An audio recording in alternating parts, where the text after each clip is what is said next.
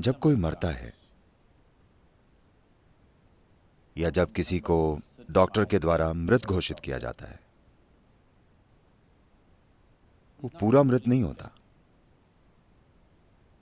मृत्यु धीरे धीरे होती है। अगर आप पहले से ही इसके बारे में न जानते हो तो वो महिला कहाँ है, उन्हें पता होगा, पादरी की बेटी। कोई मुर्दों का प्रबंध करने वालों का बेटा या बेटी है? कोई नहीं है। आप शायद पहले से ही जानते हो, आप में से कई लोग, कि किसी व्यक्ति के मरने के बाद 11 दिनों तक, निश्चित रूप से, और ज्यादातर 14 दिनों तक उंगलियों के नाखून बढ़ते हैं, बाल बढ़ते हैं। आप जानते हैं? आप में से कितने पहले से जानते थे? तो क्योंकि मृत्यु धीरे धीरे होती है, चरण दर चरण होती है, यह अभी पूरी नहीं हुई है। जीवन प्रक्रिया का निकलना इस पृथ्वी के टुकड़े से धीरे धीरे होता है। सभी व्यवहारिक अर्थों में जब सब कुछ रुक जाता है, फेफड़े रुक जाते हैं, दिल रुक जाता है, तो वे आपको मरा हुआ घोषित कर देते हैं, लेकिन अभी नहीं। तो इसका इस्तेमाल करके कि जीवन की प्रक्रिया अब भी चल रही है, आप उसे फिर से जागृत कर सकते हैं और सिस्टम को सक्रिय कर सकते हैं। It is by using this that the tantrics have dead bodies walking. इसी का इस्तेमाल करके तांत्रिक मुर्दा शरीर को चलाते हैं। और ये बहुत असाधारण बात नहीं है, ये काफी साधारण है।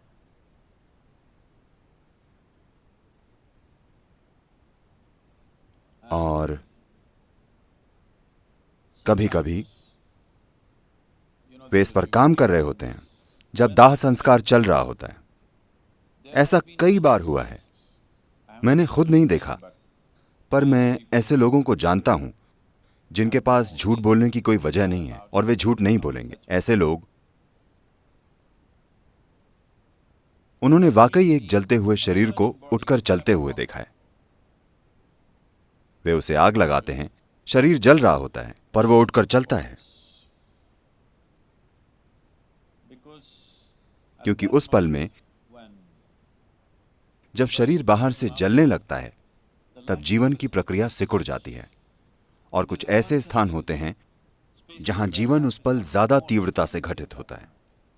वे उसका इस्तेमाल करके सिस्टम को इस तरह जगा देते हैं कि वो अचानक उठकर चलने लगता है।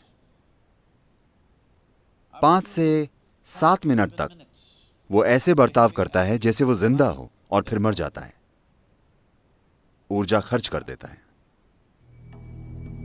तो ये इसी पर आधारित है कि जब कोई मरता है तो भारत में ऐसी रस्में हैं, 14 दिनों तक अलग अलग तरह की रस्में हैं, और दुर्भाग्य से काफी हद तक इन रस्मों के पीछे का ज्ञान, इनके पीछे की शक्ति खो गई है और लोग बस चीजें कर रहे हैं। जीवन चलाने के लिए वो ये करते हैं, या बस ऐसा किया जाता है इसलिए वे करते हैं। बहुत कम लोग वाकई समझते हैं कि इसका महत्व क्या है, क्योंकि जीवन ऊर्जाएं धीरे धीरे जाती हैं। वे इसमें इतना गहरी चली गई हैं, शरीर की हर कोशिका में। वे बस पुफ से नहीं चली जाती। व्यावहारिक रूप से शायद व्यक्ति मर जाए, लेकिन पूरी तरह से नहीं मरता, वो धीरे धीरे मरता है। तो हम इस प्रक्रिया को तेज करना चाहते हैं। हम नहीं चाहते कि कोई धीरे धीरे मरे। धीरे धीरे मरना यातना हो सकता है ना? धीरे धीरे मरना भयंकर कष्ट है ना? तो ये यातना हो सकता है। तो हम चाहते हैं वो जल्दी जाए। उसके मरने के बाद सबसे पहली चीज है पैरों के अंगूठों को बांधना। क्या आप अब भी ऐसा करते हैं या नहीं? अंगूठों को बांधना, क्योंकि अगर आप अंगूठे ना बांधें तो शरीर के निचले हिस्से से जीवन अंदर आने लगेगा।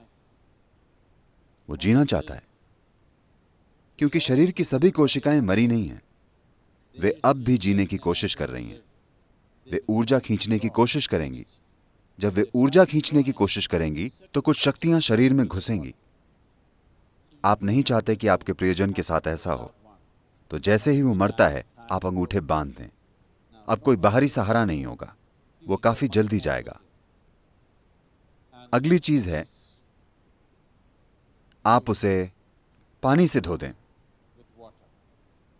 क्योंकि जब आप मृत व्यक्ति को धोते हैं, जब आप जीवित होते हैं और कोई आपको नहलाना चाहता है और आपके चेहरे पर पानी डालता है, आपको लगता है आपको परेशान किया जा रहा है। जब आप बच्चे थे, आपकी मां आपको नहलाती थी, क्योंकि हम शावर का इस्तेमाल नहीं करते थे बल्कि पानी डालते थे, तो वे हमेशा आपके सर पर ऐसे हाथ रखती थी ताकि पानी यहां ना आए और आप परेशान ना हो। लेकिन कोई और नहलाता था तो वे बस पानी डाल देते थे और बच्चे ऐसे करते हैं, हाँ या नहीं? तो अगर आप बस चेहरे पर पानी डालें तो ये मृत व्यक्ति पानी से परेशान हो जाता है। अगर कोई भी छोटी सी गतिविधि हो रही है तो वो रुक जाती है। तो गरिमा से जीना और गरिमा से मरना बहुत महत्वपूर्ण है। मृत्यु कोई अजीब विषय नहीं है जिसके बारे में हमें बात नहीं करनी चाहिए। ये यहीं मौजूद है, हम सभी के लिए आगे बढ़ रही है ना? धीरे धीरे परिपक्व हो रही है।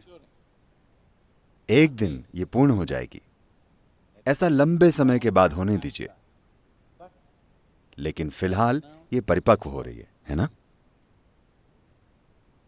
तो अगर आप जीवन को अच्छे से समझते हैं, बिल्कुल अच्छे से, तो आप शरीर से इस तरह से बाहर निकल सकते हैं कि आप पूरी तरह से बाहर आ जाएं, आप सब कुछ इकट्ठा करके चले जाएं। अगर आप इस तरह से जाएं तो हम आपको दफनाएंगे। हम आपके शरीर को नहीं जलाएंगे क्योंकि हम आपके ऊपर लकड़ी बर्बाद नहीं करना चाहते। आप पूरी तरह से चले गए हैं, कोई जल्दी नहीं है। हम आपको 1 या 2 दिन रखने के बाद जला सकते हैं। तो मैं कह रहा हूं, ये एक ऐसी संस्कृति है जहां हम जीवन और मृत्यु को बिल्कुल अच्छी तरह से समझते थे और उन्हें वैसे संभालते थे जैसे उन्हें संभाला जाना चाहिए।